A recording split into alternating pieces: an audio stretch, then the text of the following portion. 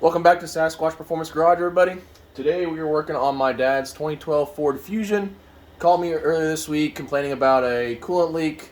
So came in this weekend and kind of looked at it a little bit, already pinpointed where it's coming from.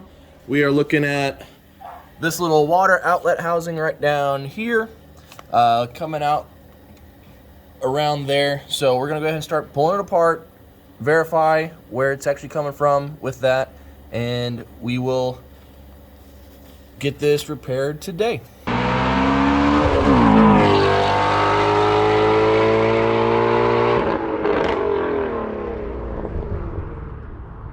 All right, so we got everything taken apart. We took out the air filter housing, the air intake hose, battery and battery tray, moved all the wires out of the way to get us good visibility of the affected area. It's been leaking for a little while. We got some residue below where the water outlet is. So we got that taken off, took all the hoses off of it. So I'm gonna show you over on the bench what the water outlet looks like. So this is our water outlet. It's orientated like this. So you see the top two bolts pretty easily. And if you ever have to do this, there is a way to get that bolt right there, so you don't have to do a wrench or anything like that.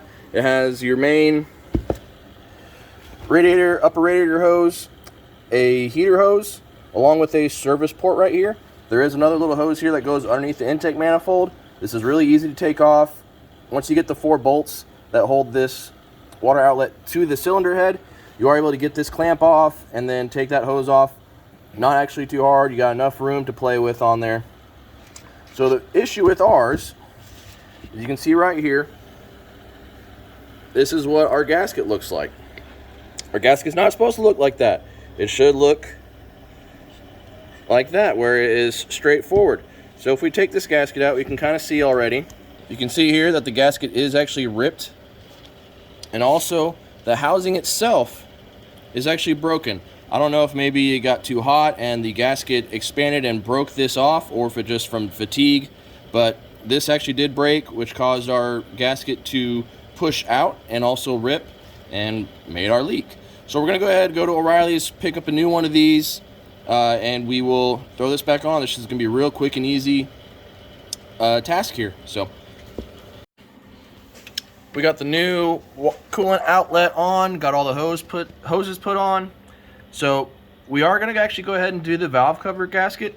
I noticed when I was pulling off this coolant outlet that the valve cover gasket was leaking on the back side of this head.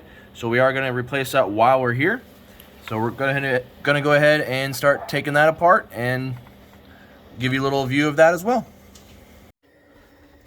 Here's our problem here. We got, again, an older valve cover gasket, actually broke in half while I was taking it off.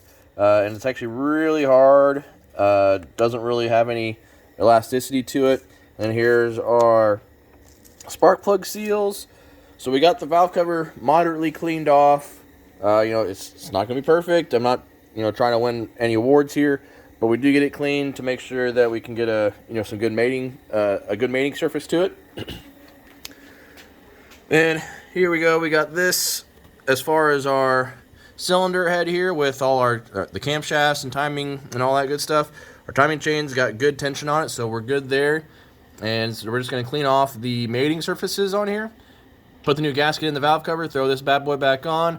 I also got a new VVT solenoid seal, so got that all cleaned off, and it is going to be ready to go. We got all buttoned up, burped, bled. We also did an oil change while we're at it, since we were doing everything and had it up in the air.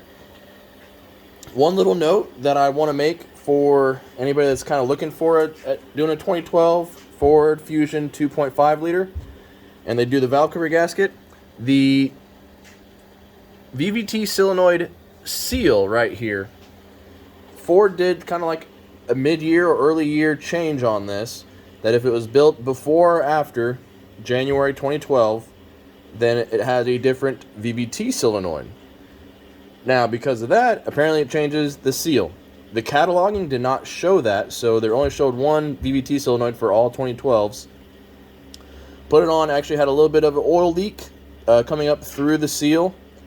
So did some more research, went back to O'Reilly's, looked at the cataloging, went up to a 2013, and it showed to have the correct seal, the same type of seal that we pulled out of the valve cover. So one little thing to kind of pay attention to, make sure you get the correct seal and it looks exactly like it. I noticed that it didn't look right, but I assumed that it maybe just changed design, you know, after 10 years it maybe changed or something like that. But either way, super easy, super straightforward and simple stuff here. That water outlet, again, very easy. The valve cover, you know, just only thing is just the bolts there. It does have a few bolts there. And then that seal, like I said, pay attention to that seal. But other than that, we're all good to go. So again, everybody, thanks for watching Sasquatch Performance Garage. I hope you guys enjoyed it. I hope you guys learned something and at least know how to do the repairs that we just did right now. Please consider subscribing. We got a lot more videos coming your way, and see y'all later.